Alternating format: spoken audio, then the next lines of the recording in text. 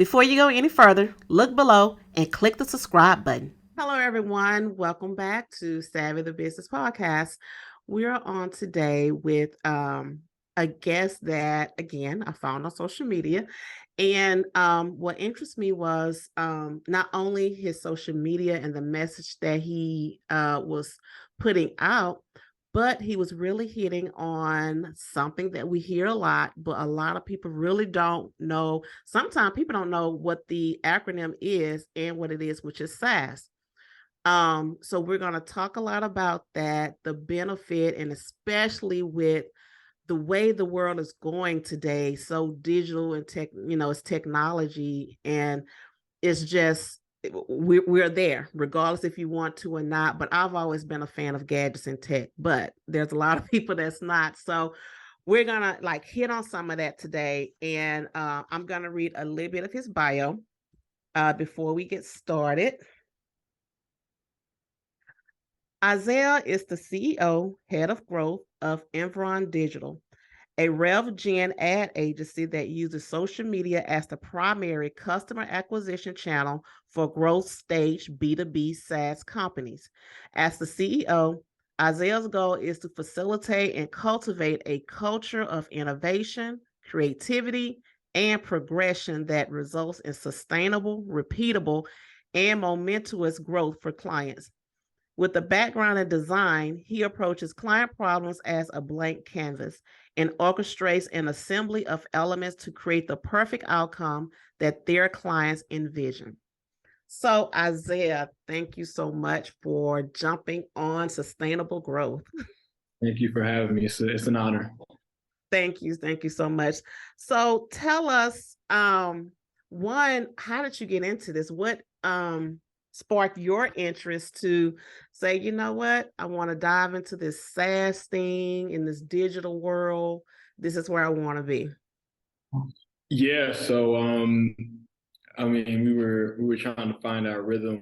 So we launched the company September 3rd, 2020 officially. And we were trying to find our rhythm. We went through what I think would probably be typical agency or typical founding entrepreneurs trying to find their niche or trying to find their rhythm. And we happened to get an opportunity, I want to say beginning of 2021. No, I'm sorry, beginning of last year, actually. Beginning of 2022, we had an opportunity to work with a Series B company.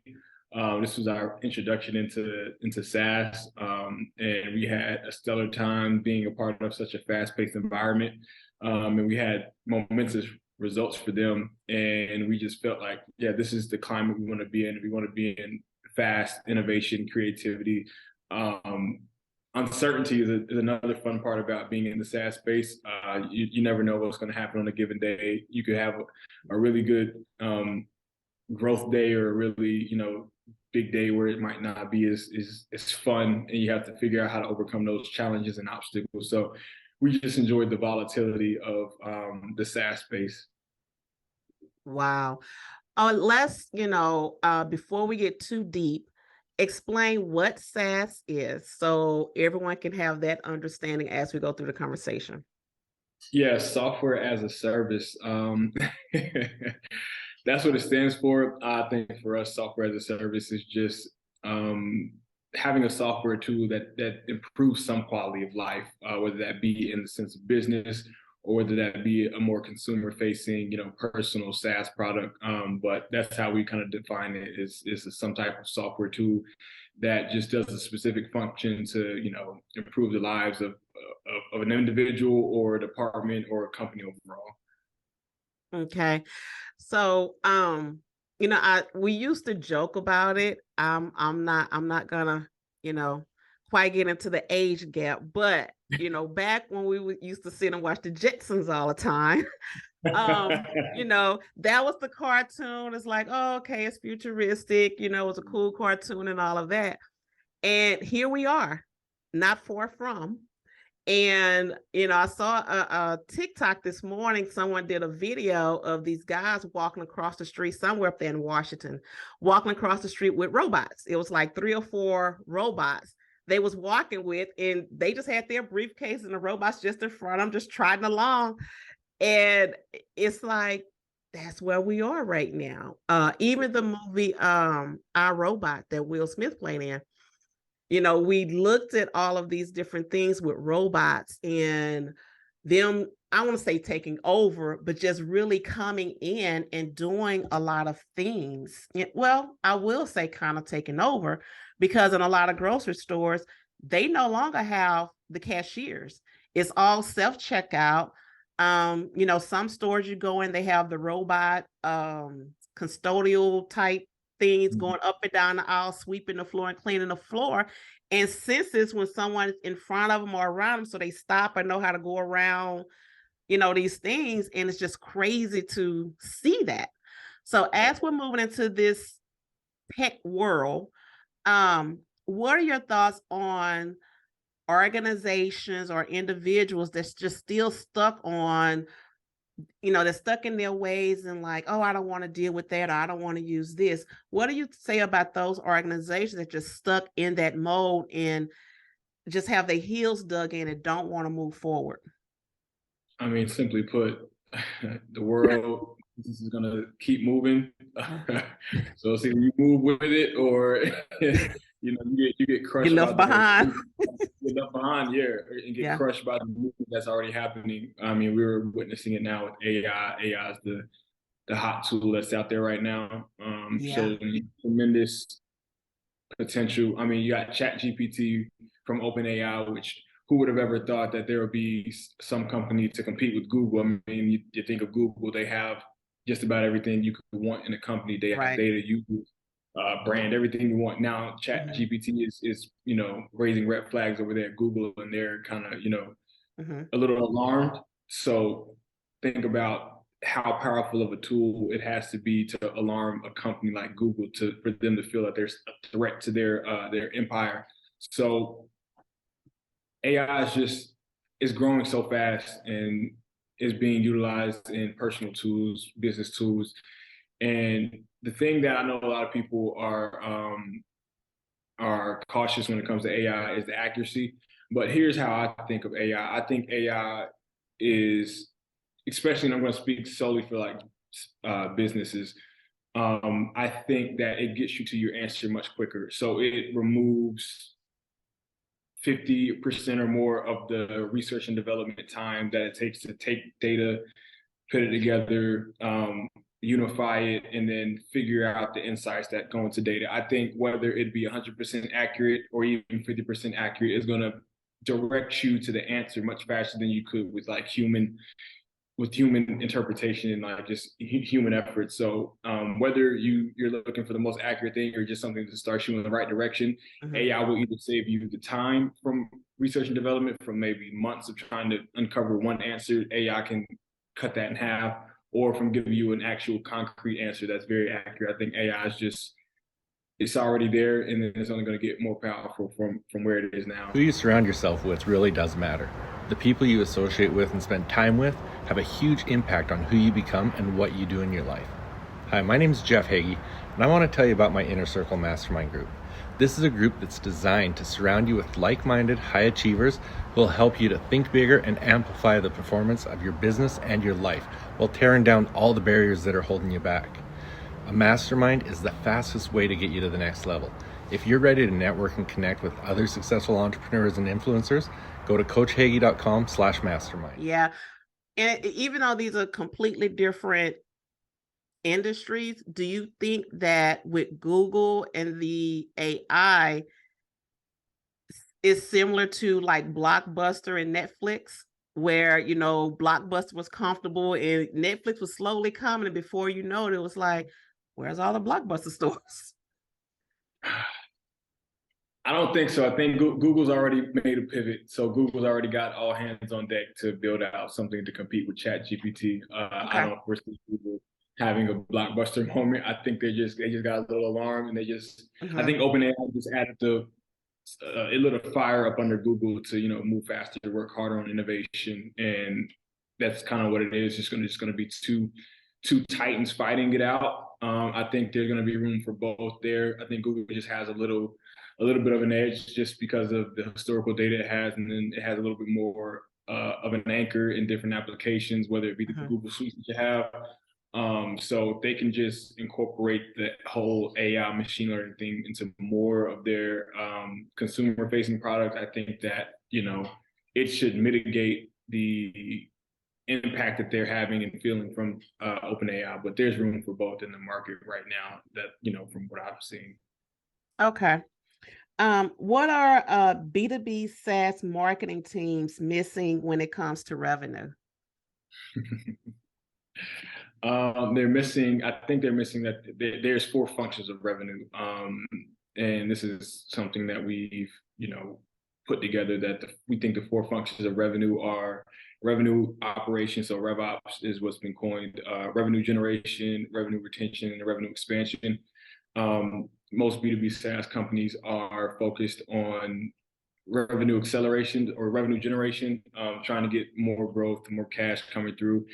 Because of course they have investors to please. They have to, prove concept, validate that they can find product market fit. So everything is leading towards, let's get as much revenue in as possible.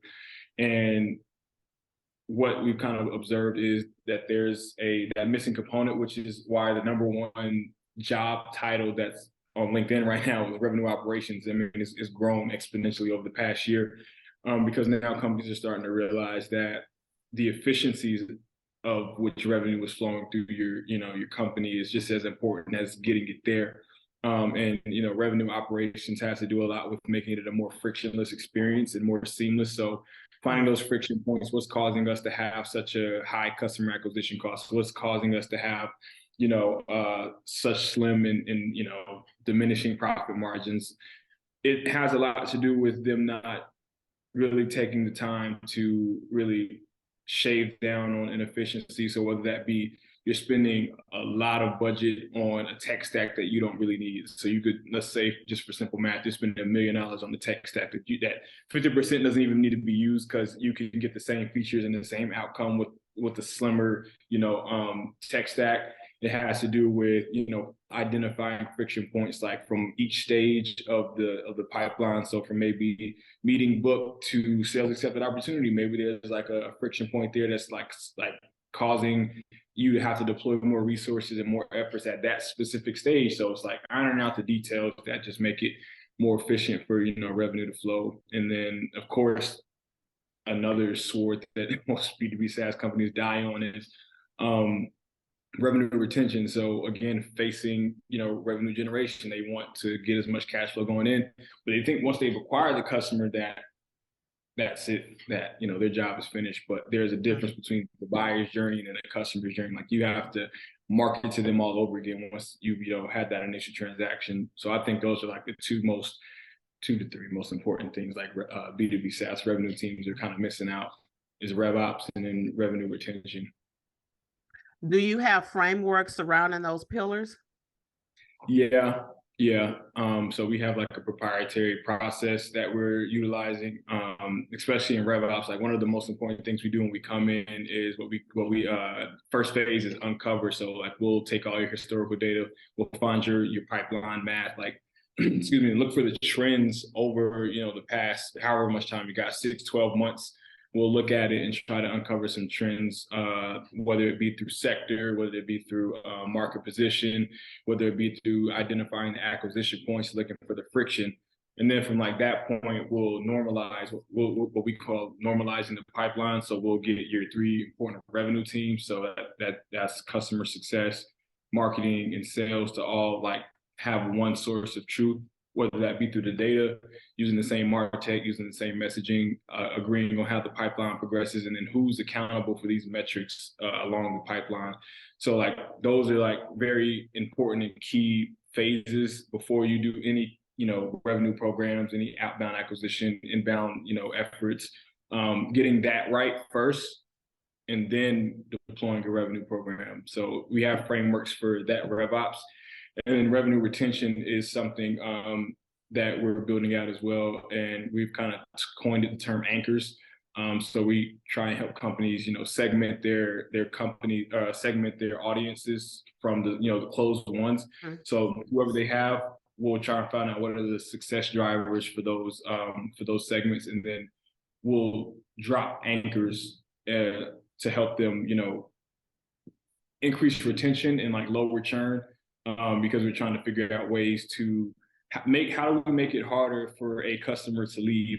And so what we kind of coined is like identifying the factors and the drivers of success post transaction. So from like customer success onward, then we'll try and like fragment them in a way where we can drop multiple anchors and like keep them anchored into your company as a customer.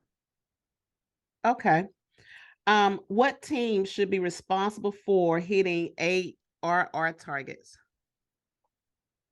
I think that's the entire revenue team. So each one has a specific function. So marketing, of course, needs to be driving inbound demand, inbound, declared intent prospects. And then sales obviously has to do their job of closing it. If they, once they've kind of normalized the pipeline and agreed on what a high intent target is, and, everyone has a good sales accepted opportunity.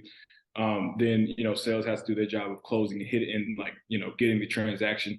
But the ones that often get overlooked is customer success, that they are just as responsible for hitting ARR targets, because sales is responsible for new revenue, and then customer success is responsible for existing revenue with accounts that you already have. That should be upselling, cross-selling, and just expanding revenue inside each account. Can you explain what ARR targets are and how they can be identified? Yeah, so ARR targets is annual recurring revenue. So those are just like models that SaaS companies use to, what is their average or annual recurring revenues that they have. Most have very inflated ARR targets. So they'll have, they'll say, okay, we did $1 million last year doing this program. And if we, let's say we have one salesperson and they generated $1 million in ARR from new revenue. If we get 3 salespeople, we should have an ARR target of $3 million. When that's not really the case, they haven't really uncovered, some of the other aspects and factors that go into building out or forecasting their ARR. So once they kind of truly look at, all of the metrics that go into understanding revenue, then I think they can work their way backwards to having a more reasonable ARR target. And that goes to also benchmarking. So looking at all the metrics that from, the beginning of a prospect, knowing who your company is, all the way to close one. Once you kind of understand the conversion rate and the time factors that go into each, and how well and seamless it is, it'll give you a better idea of like what a reasonable ARR target should be for your company. Okay. What are when it comes to SaaS, what are some of the things, or I would say some tips that you can share when someone is researching what is the right one for their particular organization? What are some of the things they should look for or research they should do internally before they start the research? Before they, before they purchase a SaaS product?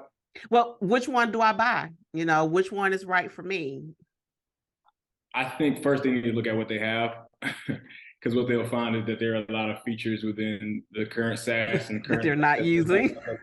And then a lot of them have the same crossover functions. You're paying $10,000 a year here, you're paying $60,000 a year here, and they do the same exact thing. So number one is aligning what you currently have under your marketing tech and your tech stack as a whole, and just making sure that what you're looking for in a new SaaS product doesn't already exist in your current tech stack.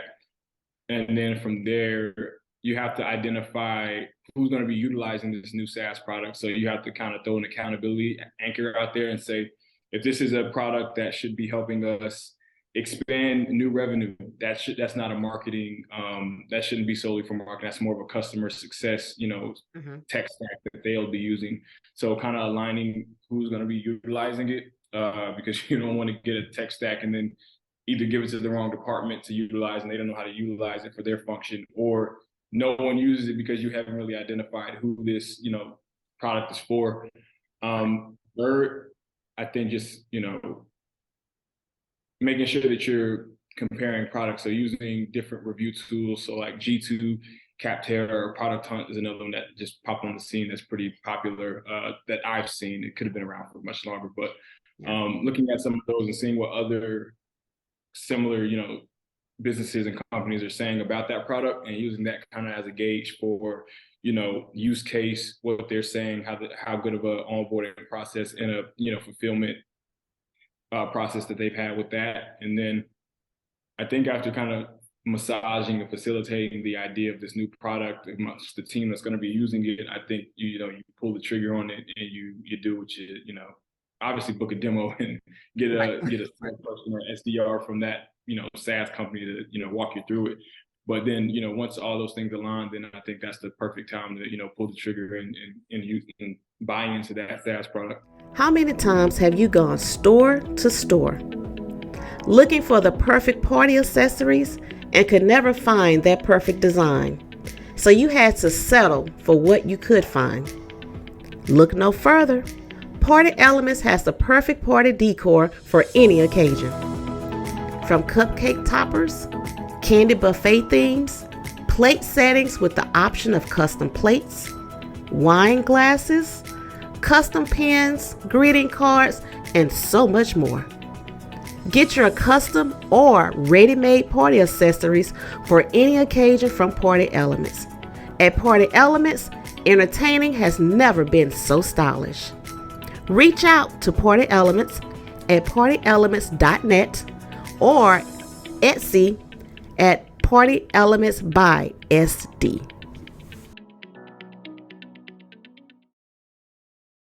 Okay. What have you seen a shift, post-COVID? So many, companies are starting to do remote or hybrid. Have you seen a shift within your organization, just maybe within your research, the growth in SaaS because of the remote work? Yeah, it's really a difficult one. So it's case by case. I haven't done the most amount of research on the overall growth of the SaaS community post COVID and with the remote work. But I think it's just companies trying to find their rhythm and find what works for them, like whether it be a hybrid model, whether it be fully remote, whether it be back in office. There's a SaaS company that has found success in each one of those buckets. So it's just figuring out what works for that SaaS company. If they can't handle, if it needs to be a more hands-on approach, then of course you need to go to a hybrid or an in-person model. But if it's something a little easier to digest, as far as it's not a complex product, then hybrid or fully remote may work, and it may save you a lot of money on the real estate that you have to pay to have an office. So it's a case by case scenario. It's just you have to find what works for your company and what actually helps and adds to the company culture. That's probably the most important aspect of whether you're choosing hybrid, remote, or fully back in person, is if your company culture is dying because of the remote and that lack of human interaction, you have to kind of make that call and be either hybrid or fully in person, just to make sure your company culture doesn't die and go away, because then you're not going to get buyout from your team and you're going to suffer because of that. Speaking of companies suffering, I think it also goes back to training too. And, correct me if I'm wrong, but a lot of times when companies do shift to new systems, they do like a standard basic training, just, okay, you get in here, you do X, Y, Z, and, kind of show them those things. But as far as training, what have you seen where companies are not doing a full-blown training or allowing the staff to get the training that they need to properly use a system? Like we were saying, sometimes they're not using all the functions and they're taking a long way around when there's a shorter route to take within the exact same system that they have. What have you seen with companies that's not doing that, fully training their staff? They're feeling the effects of it. I mean, because they want to add more tech to what they already have to overcome some inefficiency that could already be fixed with what they currently have. And so now that specific team or whoever was over the entire tech thing, they have to figure out how to master all these different tech platforms and utilize it and implement it in its, proper department. And it just causes a lot of like lag and, slower moving parts within the companies. What should happen, or what I think should work, is, most of these SaaS products give you a customer success manager or somebody to reach out to tell you more about, the product and the features that they have. Most of the ones that we use that.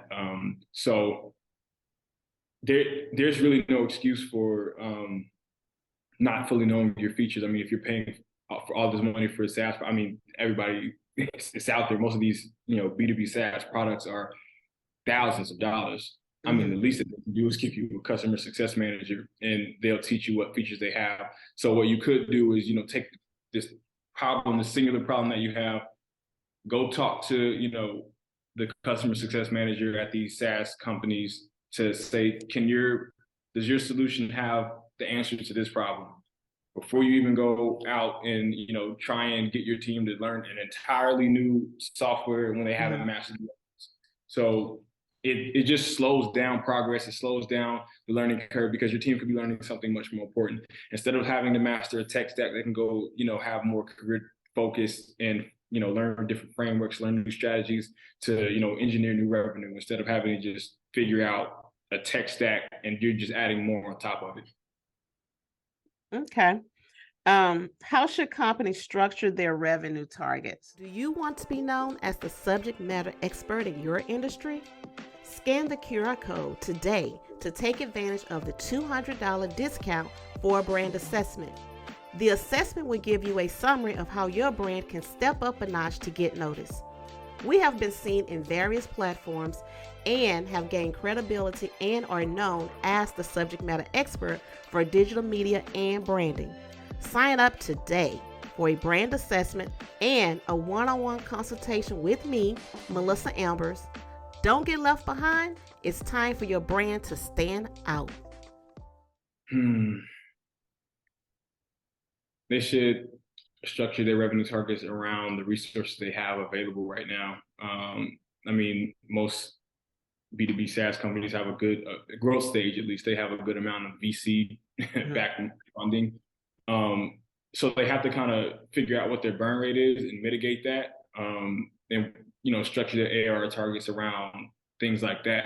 So what they can do is, some of the metrics that I think are important for, structuring your ARR targets is sales cycle. So figuring out what the average sales cycle is first. Like if you have a sales cycle that is like extremely long, like on average, it may take 9 to 12 months to close a deal, then your ARR target should be in alignment with like that sales cycle. So if you want an ARR target of 12 million, but you only close, 3 deals a year because it's such a long sales cycle, and the deal size is $1 million, that's not a proper target to go after. And then another one is CAC payback period. So how long do you need to retain a customer in order for you to be profitable? The longer the payback period, the more difficult it is to become profitable in that ARR to make sense. And then, those two are the big ones. So if you kind of work from those, and then of course burn rate, if you can find, using RevOps to like figure out those inefficiencies and start to slow that burn rate, then you can start to figure out what the ARR structure and what the target should actually be. Okay. Have you heard or seen any myths about SaaS and what people may think it is and it's really not? Or maybe even somebody that you've worked with and they've asked you certain questions and you had to explain, nope, that's not right because of, XYZ. Are there any myths that you can share and clarify? Clear up the myth? Yeah, I think if anybody in SaaS knows that probably the biggest myth amongst founders is they think if they built it, the audience and the customers will come.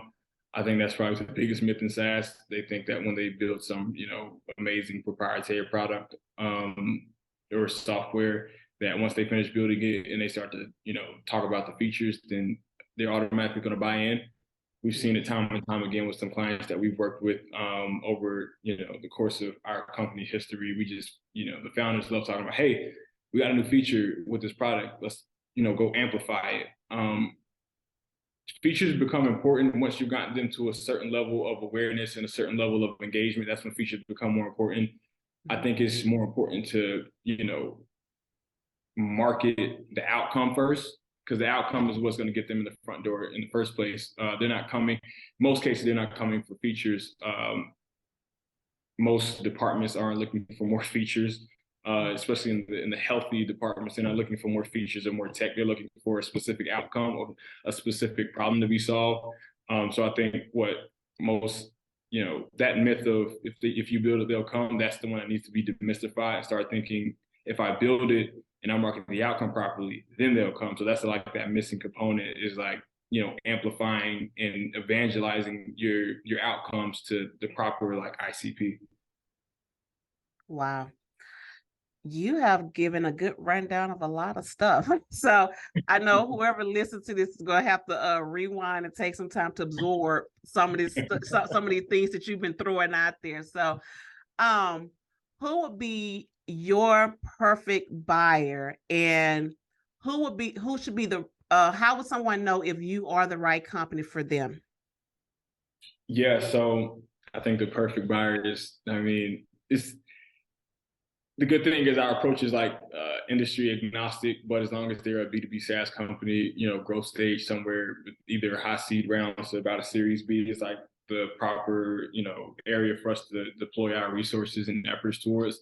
But we're looking for, companies that are experiencing one of 4 issues. And the first one is if they're revenue teams, and this is more for like a Series B, Series C company who kind of have a full revenue team that's customer success, marketing, and sales. So they probably need their team, they need to equip their team with the proper education, resources, and frameworks to build a proper revenue engine that's profitable. So they don't need a third party to come in and actually execute it. They just need somebody to come in and consult and educate their teams.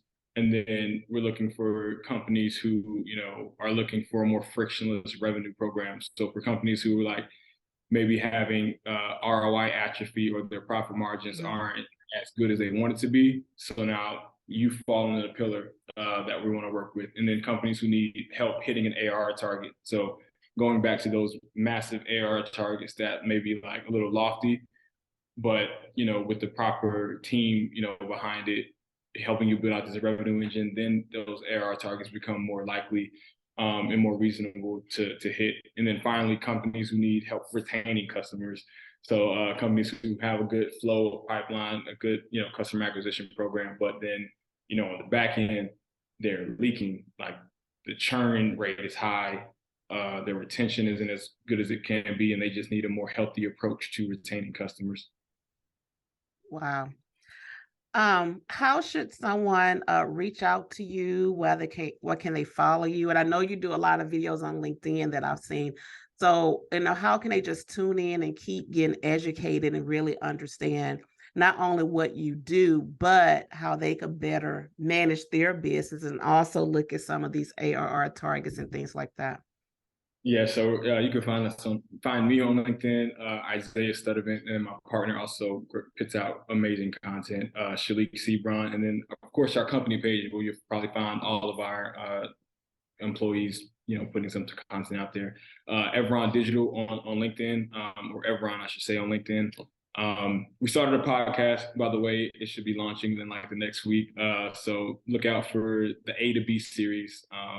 For Series A and Series B. That's why we call it the A to B. But the A to B series podcast is should be launching within the next week, so you can tune in and hear a lot of our guests that are coming in. Like one very big guest, we were just on the phone with him earlier. He was the CMO at a company that had an 8-figure M&A deal. So he's going to have a lot of, and they were like one of the top B2B SaaS companies out there. So he's going to have a lot of insight into that space. He's a wealth of knowledge. So I'm excited for that episode. We have some VCs coming in, some VPs of marketing at B2B SaaS companies. So we're looking at it from a holistic standpoint, not just, talking about revenue. Like we're even going to have some people who are like executive coaches, some people who are in the health and wellness, because I know me personally as a CEO, I need, more things about mental health in this space, more things about taking care of yourself. So we're trying to look at it from a holistic approach. Like if you're in SaaS and you need like whatever you need, we just want to be that, central hub for, all things SaaS. Wow. Okay, so you've heard it from Isaiah. He give you all of the tips on SaaS, what it is, what you should look out for, some of the myths, and look out for that podcast. And say it again, it's A2B series. Yes, the A2B series podcast. Okay, and it's gonna launch when? I'm gonna give it on Monday. On Monday, it should be launching on Monday. Okay, so y'all look out for that. And what platforms are you gonna be on? Is it just gonna be LinkedIn or YouTube? Yeah, we wanted to put the video version on YouTube, of course. We actually so the first episode is video, and we're going to be doing video on YouTube. But you can also listen on Apple Music, or Apple Podcasts, I should say, and Spotify. We're looking to hit those three. So YouTube, Apple, Spotify, the main three. Okay. All right. Cool. All right. Well, thank you so much, Isaiah, for jumping on and educating us. I mean, because you've even gave me some things that I didn't know about. So thank you for jumping on and sharing that information with us. Absolutely. Thank you so much. It was an honor. I had fun. Thank you. Follow us on our Instagram at SavvyMagBiz and on our YouTube channel, Savvy, the Business Podcast. Do you want your business in front of an international audience? Advertise with us today. Savvy, the Business Podcast. Send us an email at media@savvymag.biz. That's media@savvymag.biz. Send it today. Don't get left out.